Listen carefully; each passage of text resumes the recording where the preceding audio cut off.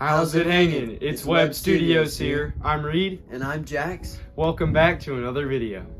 So as you guys may have noticed, our videos have been becoming a little bit more cinematic lately. We've been trying to improve some of the angles and the cinematography in our videos, and we wanted to find a way to output some of that cinematography creativity into a show. Yeah, and as some of you guys may have noticed, this isn't a movie anymore. We were calling this a fan film forever, but now it's a show, and a lot of you guys are going to be a little confused as to why.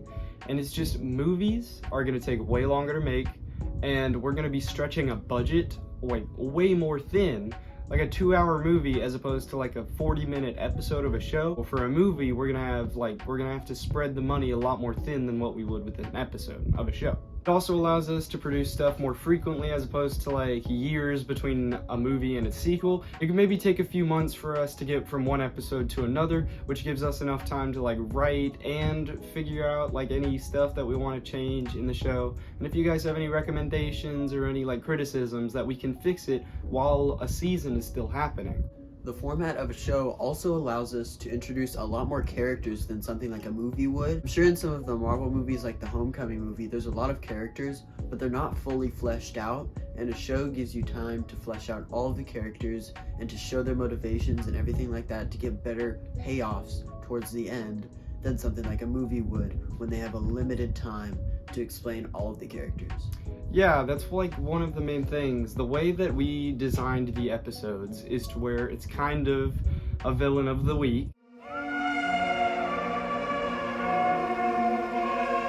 And that allows us to flesh out each and every villain, like with one episode just dedicated to them.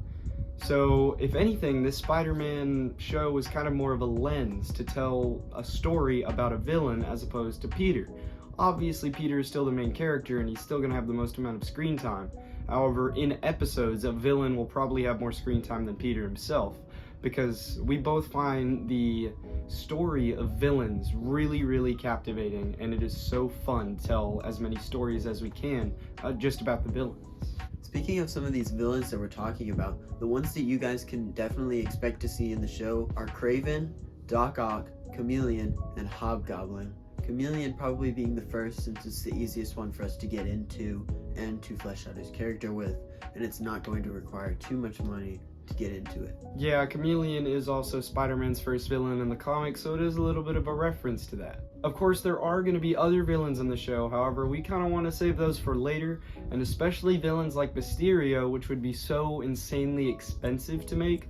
We don't know if we can even include them, but I have stories written out and character descriptions for each and every one of the villains that we have planned for at least the first season. Alright, so our main priority with this entire thing is that the story comes first. Obviously, we still want to have continuity, and we still want to have it we still want it to connect to the greater Marvel universe like how it does in the comics, and we also want it to we want to tell stories from the comics. If we think that what story we want to tell is better for our universe, then we're going to tell it that way. Like if we want to ever do Kraven's Last Hunt, and we don't want Vermin to be the villain that they're going after, then we're going to change it because it's going to fit our universe better, and it's going to make it more engaging and interesting, and it'll also help affect other things. So that is why story comes first as opposed to accuracy to the comics. Alright, so like I kind of already alluded to, this is going to be a shared universe. It is just going to be as much of the Marvel universe as we can manage. And that is going to come with a lot of it's gonna make things difficult. It's gonna make things a lot more difficult to keep up with continuity and other characters appearing and stuff. And why wouldn't this character show up to fight this villain? But we have a pretty crazy idea. We're thinking that maybe if other creators wanted to make a film about another character, maybe they could do it in our universe. This allows everything to be a little bit more connected. And if you don't like our project, but this is a great idea for a universe, you could check out another creator's completely separate thing. For instance, the first episode of our show is going to allude to Daredevil. I mean, Kingpin's going to be in it, and it's going to talk about how vigilantes have affected New York. So if someone wanted to do a Daredevil short film or a Daredevil movie, it could tie in directly to our show, but it wouldn't like change everything. Like, if we think that something that happens in another show is gonna like positively affect ours, then we'll use it. But if it doesn't, then we'll just ignore it. It's problem solved. Unless like it's a massive thing, obviously. And we really want our universe to focus a lot more on the street level stuff. That is a big thing for us. We want to focus on characters like Spider-Man, Daredevil, Punisher, Moon Knight, stuff like that. Street level heroes specifically. And that is because obviously we've seen all these big giant MCU movies that have like all the big characters, but they very rarely focus on the actual street level stuff.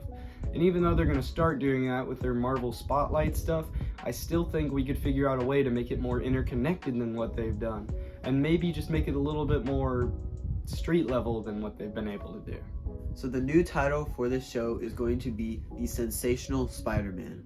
Now I'm sure as you guys know, Ben Reilly is the Sensational Spider-Man in the comics, but we are going to use his name for this show because we just prefer it over the Spectacular Spider-Man, and Ben Reilly has already been established as the Scarlet Spider and not the Sensational Spider-Man, so we're going to just use the name. So if you guys want to participate in our show, it doesn't matter if it's voice acting, if you can act in person, or if you just have some good story ideas, we will have an email. It is mythoyghtson, but the U in thoughts is a Y.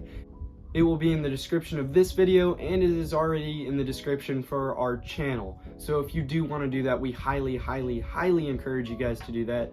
And if you do want to do the shared universe idea with us, please let us know, because we are really excited about it and we're very enthusiastic with just what we could do with it.